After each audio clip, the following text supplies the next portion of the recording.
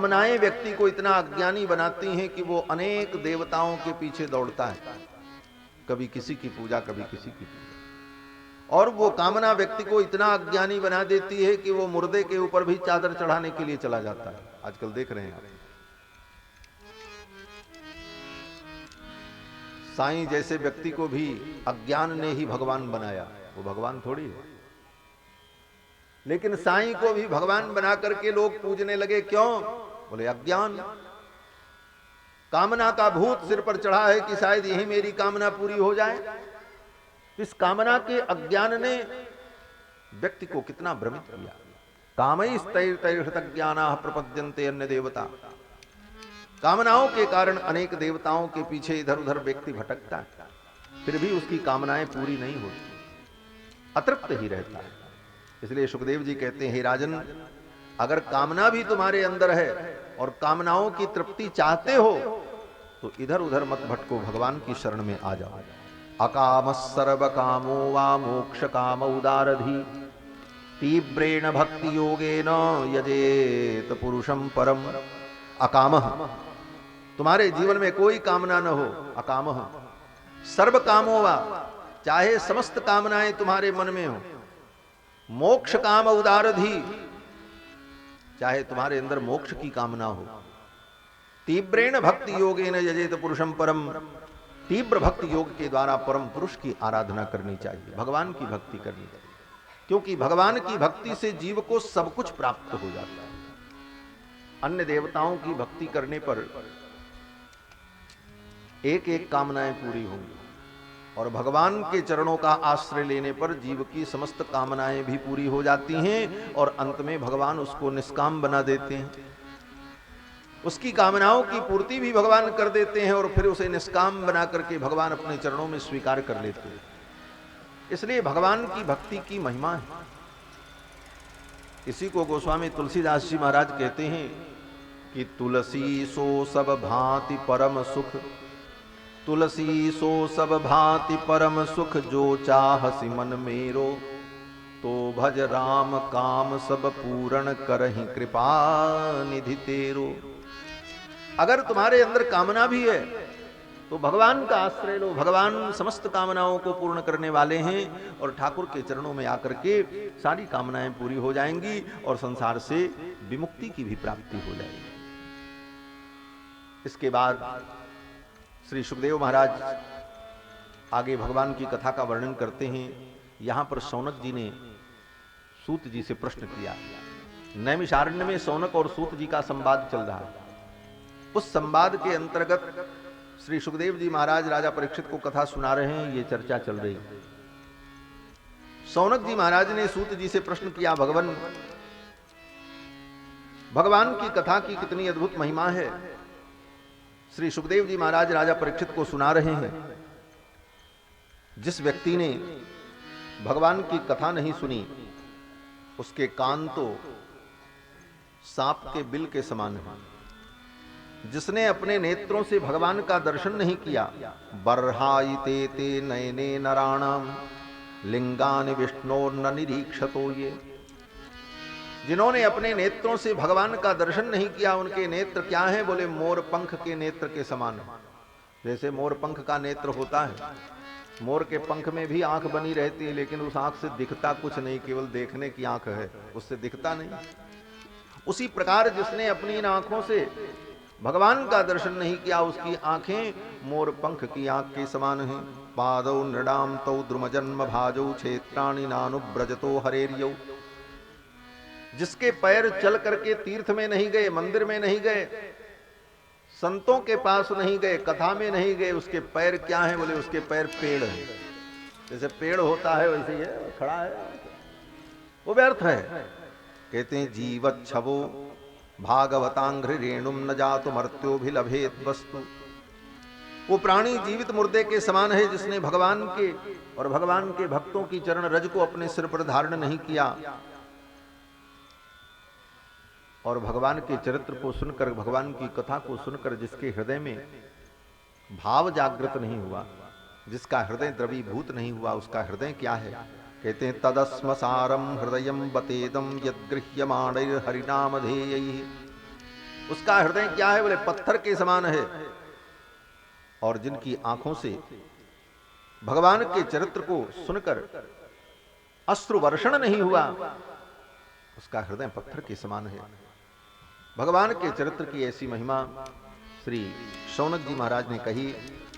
और आगे फिर श्री सूत जी महाराज वर्णन करते हैं, कहते हैं, हे मुनिवर, राजा परीक्षित को कथा सुनाते हुए श्री सुखदेव जी महाराज पहले भगवान का स्मरण करते हैं। भगवान का स्मरण करते हुए सुखदेव जी कहते हैं, यत् कीर्तनम यत् स्मरणम यदीक्षणम यद् वंदनम यत् श्रवणम यदर्हणम लोकस्य सद्यो विधुनोति कल्मषम तस्मै सुभद्र स्रवसे नमो नमः। सुखदेव जी भगवान को प्रणाम कर रहे हैं, मंगलाचरण कर रहे हैं। सुखदेव जी कहते हैं, हे राजन, यत् कीर्तनम यत् स्मरणम यदीक्षणम, जिन परमात्मा का कीर्तन, जिनका स्मरण, जिनका दर्शन, यद वंदनम, जिनका वंदन, यत् श्रवणम, जिनकी कथा श्रवण, लोकस्य सद्यो विधनोति कल्मषम, प्राणियों के जीवन के समस्त कलमश को दूर कर देती है। तस्मै सुभद्र स्रवसे नमो नमः। ऐसे सुभद्र स्रवस भगवान को हम प्रणाम करते। फिर कहते हैं सुखदेव जी महाराज कि तपस्विनो दान परा मनस्विनो यशस्विनो मंत्र विदस्सु मंगलाः क्षेमं न विन्दन्ति विना यदर्पणम तस्मै सुभद्र स्रवसे नमो नमः। कोई कितना भी बड़ा तपस्वी हो, तपस्विनो दान परा, बहुत बड़ा दानी हो,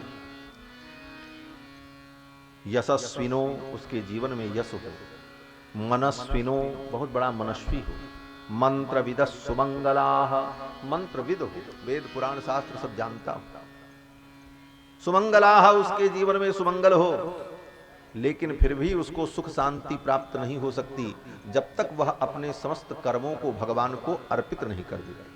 क्षेमं न विन्दन्ति विना यदर्पणम तस्मै सुभद्र स्रवसे नमो नमः। भगवान को अर्पित कर देने पर ही कर्म, ज्ञान, विद्या, तपस्या फलीभूत होती है। ये बात यहां पर श्री सुखदेव जी महाराज कहते हैं। और रामायण में शूर्पणखा इस बात को कहती है, हरि ही समर्पे बिनु सत कर्मा। राजनीत बिनु धन बिनु धर्मा, राजनीत बिनु धन बिनु धर्मा, हरि समर बिनु सत्कर्मा, हरि समर बिनु सत्कर्मा, हरि समर बिनु सत्कर्मा, हरि समर बिनु सत्कर्मा, राजनीत बिनु धन बिनु धर्मा, राजनीत बिनु धन बिनु धर्मा, राजनीत बिनु धन। हरि ही समर्पे बिनु सत्कर्मा।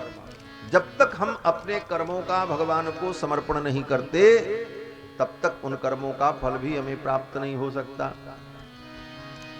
श्री सुखदेव भगवान कहते हैं कि हे राजन, ऐसे जो भगवान हैं उनके चरण का आश्रय लेकर, उनका नाम लेकर, उनका स्मरण करके पापी से पापी प्राणी पवित्र हो जाते, पाप से मुक्त हो जाते।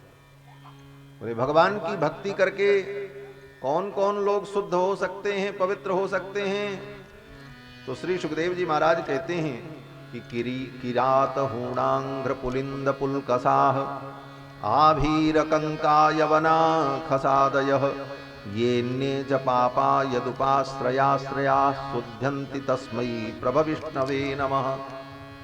किरात, हूण, आंध्र, पुलिंद, पुलकस, आभीर, कंक, यवन, खस, स्वपच, ये जितनी अधम जातियां हैं जिनके जीवन में केवल पाप ही पाप है, ऐसे प्राणी भी भगवान का आश्रय लेकर के पवित्र हो जाते हैं। इसी श्लोक का अक्षरशः भावानुवाद श्री गोस्वामी तुलसीदास जी ने मानस के अंत में किया।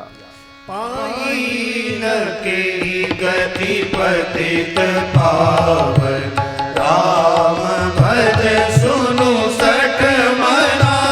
पाई न के गति पतित पावन, राम भज सुनु सठ मना। गणि का जामिल प्यार गीत, गजारि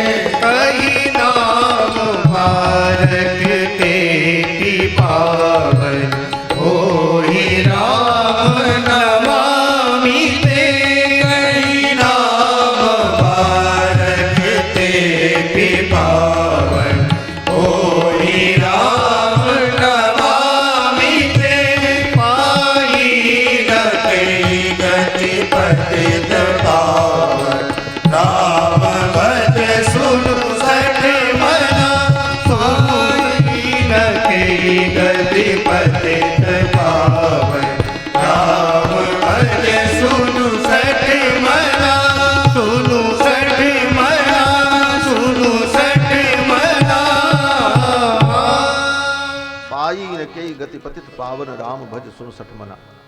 गणिका अजामिल ब्याद गीत, गजादि खल तारे घना। आभीर कोल किरात खस स्वपचादि अति अघर उपजे। कही नाम बारक ते पिपावन हो ही राम नमामि। भगवान के चरणों का आश्रय लेकर के बड़े से बड़े पापियों का भी उद्धार होगा। श्री सुखदेव जी महाराज ने भगवत भक्ति की महिमा बताई और फिर देवर्षि नारद और ब्रह्मा जी के संवाद का वर्णन करते हुए भगवान के अवतार का वर्णन किया है। श्री सुखदेव जी महाराज कहते हैं, राजन, देवर्षि नारद ने ब्रह्मा जी से पूछा, तत्व की जिज्ञासा की, तो श्री ब्रह्मा जी महाराज ने देवर्षि नारद को भगवान की लीलाओं का वर्णन करके सुनाया और भगवान के अवतार का वर्णन किया। जिस अवतार का वर्णन कल हम लोगों ने श्रवण किया था, उसी विषय को पुनः दूसरे प्रकार से श्री ब्रह्मा जी ने देवर्षि नारद को सुनाया।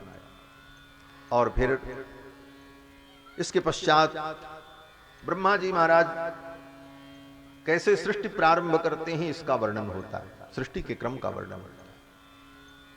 भगवान नारायण के नाभि कमल से ब्रह्मा जी का प्रादुर्भाव होता है। ये भगवान सृष्टि क्यों करते हैं? तो हमारे श्री वेदांत देशिक स्वामी जी महाराज कहते हैं कि सृष्टि करने में भी भगवान की करुणा है। प्रलय काल में जो जीव अपने शुभ अशुभ कर्मों को लेकर लय को प्राप्त हो जाते हैं, तो उनको एक बार पुनः अवसर मिले अपने कर्मों से मुक्त होने के लिए, कर्म बंधन से मुक्त होने के लिए, इसलिए भगवान पुनः सृष्टि करते हैं। यही कारण बताया। दया के परवश होकर भगवान पुनः सृष्टि करते हैं और उन जीवों को पुनः मौका देते हैं कि अब तुम अपने कर्म को फिर सुधार लो और पिछले जो तुम्हारे कर्म हैं शुभ अशुभ, उन कर्मों से मुक्त हो जाओ। और सृष्टि के प्रारंभ में भगवान के नाभि से कमल प्रकट होता है और उस कमल पर श्री ब्रह्मा जी महाराज प्रकट होते हैं। ब्रह्मा जी भगवान के साक्षात पुत्र हैं। इनके माता भी भगवान हैं और पिता भी भगवान हैं। ऐसे तो संसार में सबके माता अलग होती, पिता अलग होते हैं। माता के गर्भ से जीव पैदा होता है, लेकिन ब्रह्मा जी तो ऐसे हैं जिनके माता भी भगवान हैं और पिता भी भगवान। उन्हीं के पेट से पैदा हुए, वही पिता वही माता। इसीलिए ब्रह्मा जी ने जब भगवान की स्तुति की तो यही कहा कि त्वमेव माता च पिता त्वमेव, तुम ही माता हो, तुम ही पिता। त्वमेव बंधुश्च गुरुस्त्वमेव, आप ही बंधु हो, आप ही गुरु हो, क्योंकि उसके अतिरिक्त तो, भगवान के अतिरिक्त तो कोई था नहीं, इसलिए भगवान ही सब कुछ है, सारा संबंध भगवान से। यही चिंतन किया ब्रह्मा जी महाराज ने। ब्रह्मा जी जब कमल पर प्रकट हुए तो पहले तो ब्रह्मा जी को पता ही नहीं चला हम आए कहां से, कैसे आए। अपने कमल आसन पर बैठकर इधर उधर देखने लगे, ये कमल कहां से प्रकट हुआ। उस कमल नाल को पकड़ करके ब्रह्मा जी उतरने लगे कि ये कमल नाल जहां से आई है वहां चले। चलते चलते थक गए, कहीं कोई आश्रय नहीं मिला। अंत में फिर आकर के कमल के ऊपर ब्रह्मा जी विराजमान हो गए। और फिर ब्रह्मा जी सोचने लगे मैं क्या करूं। उसी समय आकाशवाणी हुई। आकाशवाणी में भगवान ने कहा कि तप करो। आकाशवाणी में 2 अक्षर सुनाई पड़ा, स्पर्शेषु यत् षोडशमेकविंशम् निष्किंचनानां नृपयद्धनं विदुः। श्री सुखदेव जी कहते हैं कि आकाशवाणी में भगवान के मुख से 2 अक्षर निकला, स्पर्शेषु यत् षोडशमेकविंशम्। स्पर्श वर्णों में 16वां और 21वां। 16वां अक्षर क्या है? बोले क से गिनना प्रारंभ करो तो क ख ग घ लेकर के 16वां कहां पहुंचेगा? बोले त। 16वां अक्षर क्या है? व्यंजन वर्ण त। और फिर 21वां क्या है? बोले प। तो दोनों को जोड़ दें तो क्या बना? तप। यही 2 वर्ण, 2 व्यंजन वर्ण सुनाई पड़े ब्रह्मा जी को, स्पर्शेषु यत् षोडशमेकविंशम्।